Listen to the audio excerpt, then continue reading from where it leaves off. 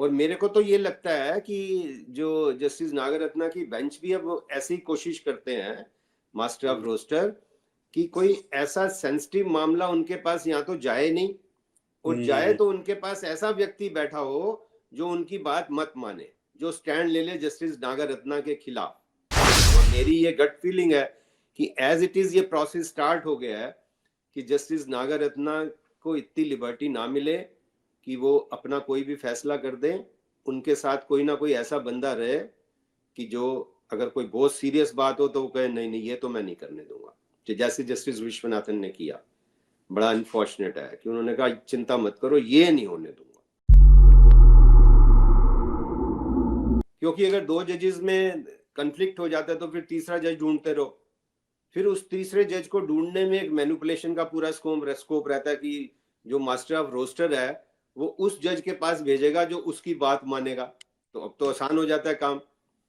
तो ये master of roster की जो दादागिरी ना चले या इनडिस्क्रिशन ना चले, इससे बचने के लिए भी बेटर यही है कि जो सेंसिटिव मामले हैं उसको 3 जजेस के पास भेजो, जो भी होना है। अब आफ्टर ऑल आखिरी कोर्ट है, जो भी होना है वो 3 में से 2 करें तो तब माना जाए। अगर आपने मैनिपुलेट भी करना है तो जो भी करना है आपने, तो कम से कम समय बर्बाद तो मत करो ना। उससे बहुत ज्यादा एक मैं समझता हूँ मिसयूज का, मैनिपुलेशन का स्कोप होता है अगर पहले 2 कर दे और फिर उनका डाइवर्जेंट ओपिनियन आ जाए। बेटर यही होता है कि पहले से जो सेंसिटिव मामला है उसमें 3 रखो।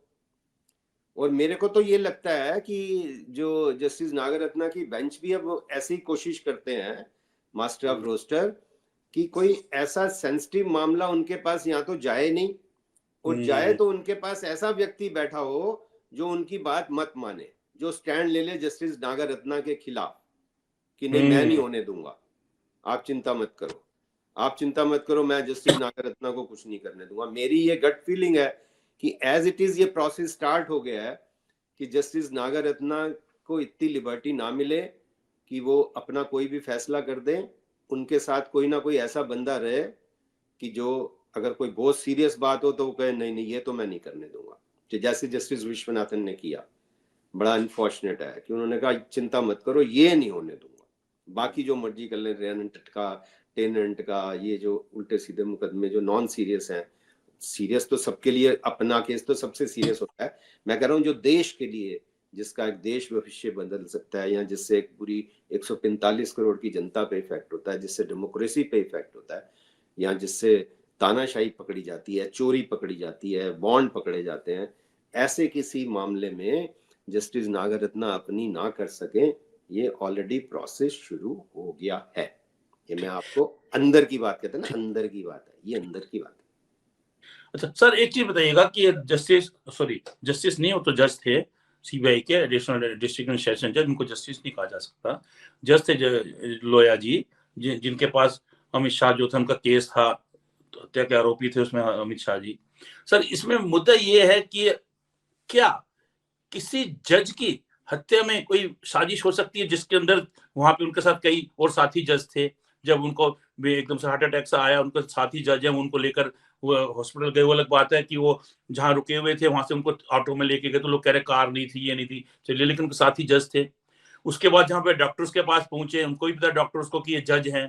तो सर क्या एक जज की हत्या के मामले में दो दो तीन तीन उनके साथी जज किसी दबाव में आके हाँ भर लेंगे, और उसके बाद जो सामने डॉक्टर हैं जिनको ये पता है कि सामने वाले भी जज हैं, कहीं कोई बात ऊंच नीच होगी तो दिक्कत हो जाएगी, एक डॉक्टर, 2 डॉक्टर, 3 डॉक्टर वो भी इसमें शामिल हो जाएंगे, ये सब संभव है क्या? मैं तो महेश जी एक बात कहता हूँ, आपने बड़ा इंपॉर्टेंट मुद्दा उठाया। इससे सारी, मैंने पहले भी बात की थी, 145 करोड़ जनता का उस पर असर होता है, खासकर जुडिशरी पे बहुत असर है।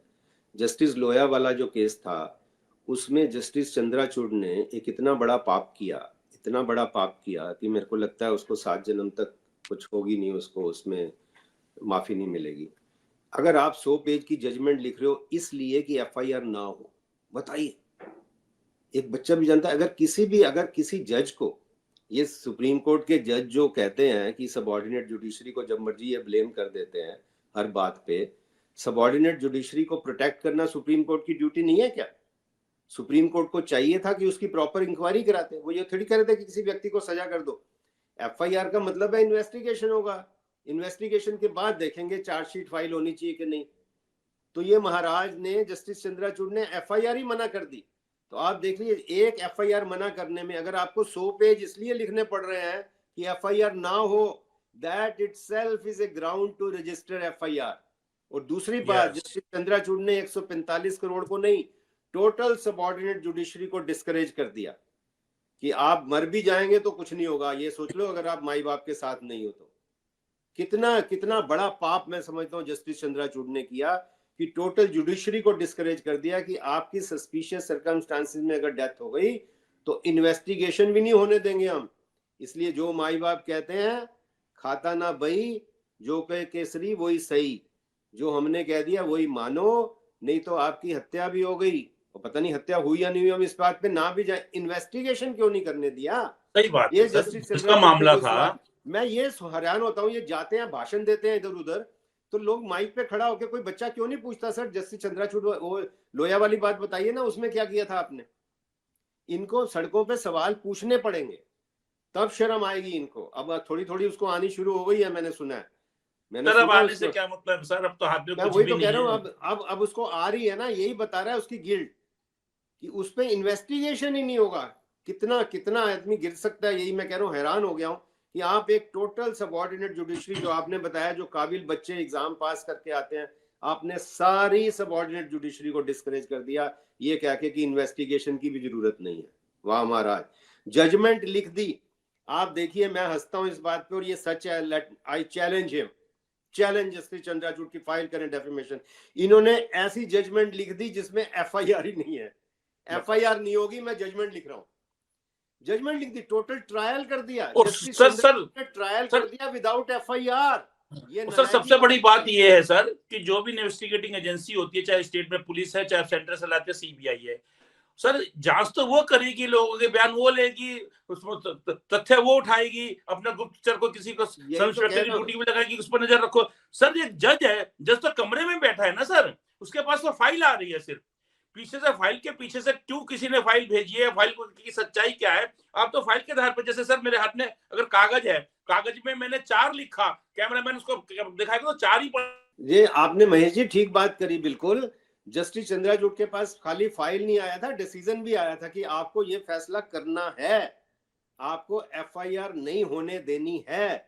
ये जस्टिस चंद्रचूड़ के पास खाली फाइल नहीं आई थी, उसके पास फैसला भी आया था। जो ये कभी कहता भगवान से पूछ के लिखा या किससे लिखा, कौन से भगवान से पूछ के लिखा, कौन से महामानव से पूछ के लिखा, ये जस्टिस चंद्रचूड़ को बताना चाहिए आके माइक पे कि जिस केस में आप 100 पेज का ये फैसला लिख रहे हो कि एफआईआर नहीं होनी चाहिए, that itself was a ground to register FIR. ये जस्टिस चंद्रचूड़ को कोई समझाए। अब मुंह से अभी भी जस्टिस निकलता है, पता नहीं क्यों। जब जस्टिस तो उसने कभी किया नहीं, पर वो आदत पड़ गई है नाम लेने की। जूनियर चंद्रचूड़ कह सकते हो।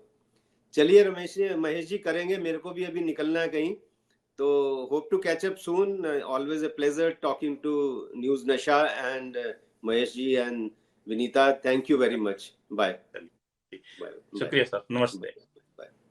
और आप हमसे जुड़े रहने के लिए सब्सक्राइब करें YouTube पर, फॉलो करें Twitter पर और लाइक करें Facebook पर। और ज्यादा जानकारी के लिए आपको टाइप करना होगा सिर्फ न्यूज नशा।